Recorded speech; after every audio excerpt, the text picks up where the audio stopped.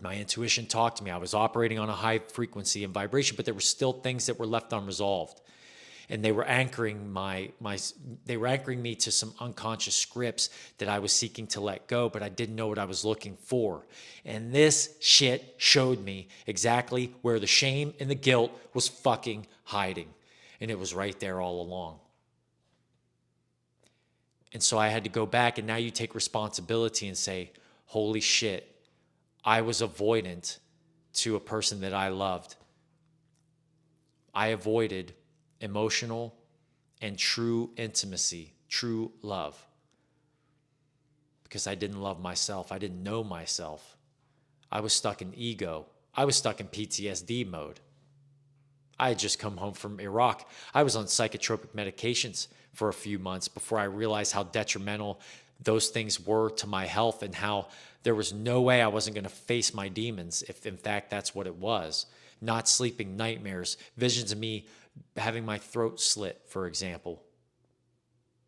Those were the things that myself and my buddies, my fellow Marines, were going through coming home from combat, let's say.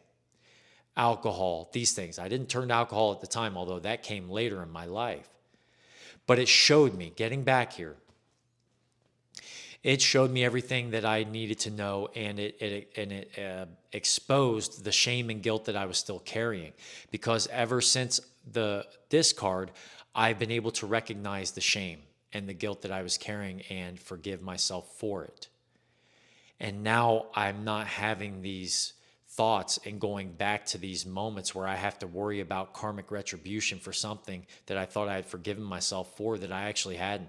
And I was carrying that shit as cosmic baggage with me. Now, I wasn't living in anxiety.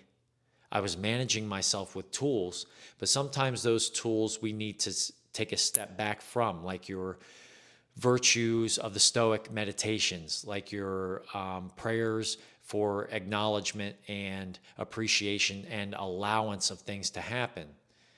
Yes, we want the abundance. Yes, we want a higher vibration. Yes, we want those things and to manage our emotions, but sometimes we need to sit in silence and allow our emotions, raw as they may be, to come to the surface, to process them and understand them, and to understand them and to integrate these things and to know it's okay to feel this way and to learn and grow from it. And this showed me that sometimes you have to sit in silence. And I was sitting in silence, and I had this little conversation, and I thought to check this person out. And it was then that I had the conversation, and I realized, holy fuck, man, that's what I've been carrying around the whole time. And even though I'm in this stage where I feel like I have forgiven myself, I've pinpointed it. I've pinpointed it.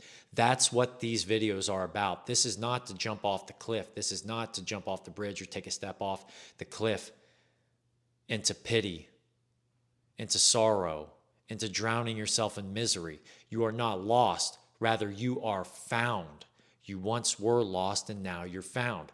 That's what this moment is. It's profound. It's powerful. And let it be contagious, please God.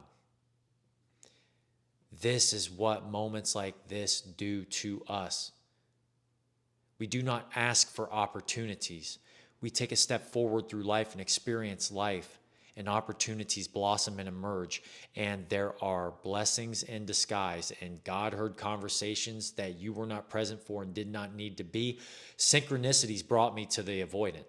So many. I was living in synchronicities. It was beautiful. I could go back. I wrote some of them down. Thanksgiving Day of last year. Take a wrong turn, end up at a lake that's named after the avoidant, or not after, but same name as the avoidant person. All kinds of synchronicities that were occurring that led me to this girl.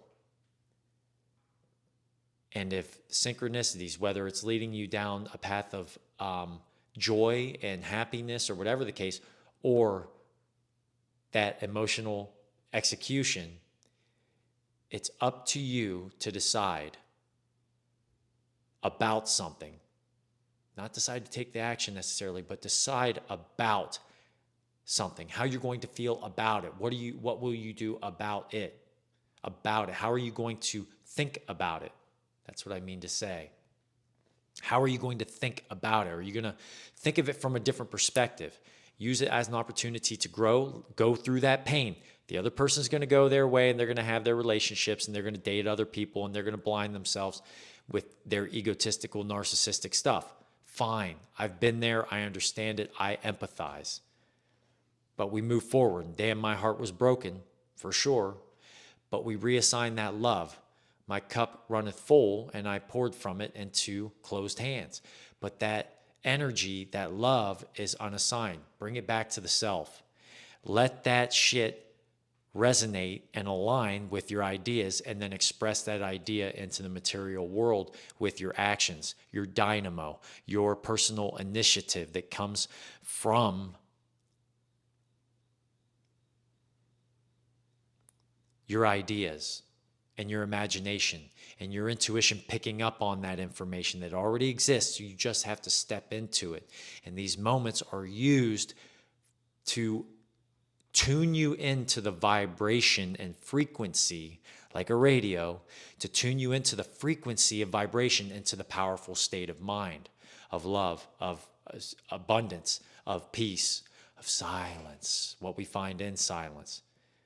This is not hippie shit anymore. This is not tree hugging shit, although we need to go out there and hug a tree and ground ourselves. This is grounding, taking responsibility and accountability, and self-reflection and introspection is a form of grounding, because the ego have Americans flying high. We're inflated. We are inflated, literally. Look at the price of silver. Look at the price of goods at the grocery store. It's inflation. We are inflated. Ultra consumers, access to excess. Dating apps, access to casuality, to casual dating. This is not the way. We were promised prosperity through material wealth, and here we are today. Now, we grow and learn from it if you choose, and that's why we're here. You go to my website. You take a look at www.immheart.com. I've got a newsletter that I operate. It's a Patreon newsletter. I do one-on-one coaching. I also do community coaching as well. That's what we're doing. The Fitness and Health Investment Initiative, the pillars. This is what we do, transformational learning. Even though I've been coaching people for 8 years, you think you know everything, but the more you think you know, the more you don't know. And that's the beauty of life, that we continue down a road where you think you have one purpose. How do I find my purpose? Well, maybe you don't just have one purpose. Opportunities blossom as you step into your higher roles and your higher self. And as you climb that mountain, you get to the top of the mountain and you take a look around and you realize that there's a blank canvas. You painted the picture of the mountain, right? Bob Ross, happy trees here, happy trees there. And then you get to the top of the mountains, a Cezanne painting, for example. I minor in art history, all right? And you get to the top and there's a blank canvas. And you paint your masterpiece moving forward by taking steps forward.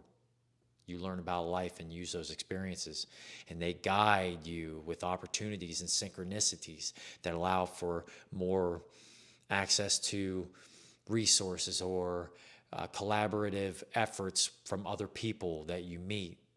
Things blossom. Allow it to happen. Allow. Appreciate, acknowledge, and allow.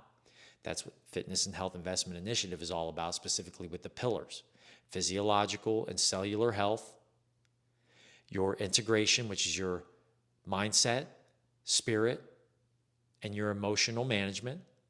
And then it's your frame, your lifestyle, your intimacy with your friends, family, loved ones, romantic relationships, to your networking, to your professional, personal, and financial health. All of those things, they all tie in together. All the aspects of those pillars actually intertwine. They interact with one another. That's what we're here to do. Integrate these things that we learn and see how your frame reflects your thought process, your mindset, your thought patterns, your new vibration of abundance, the powerful state, and how your body reflects. Watch your body transform.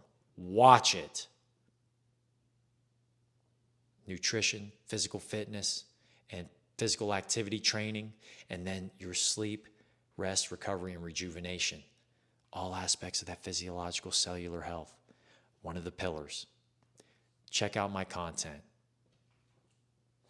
Everyone, have a powerful and profoundly wonderful evening. Keep your dukes up. One day, one step at a time. You got this. Peace.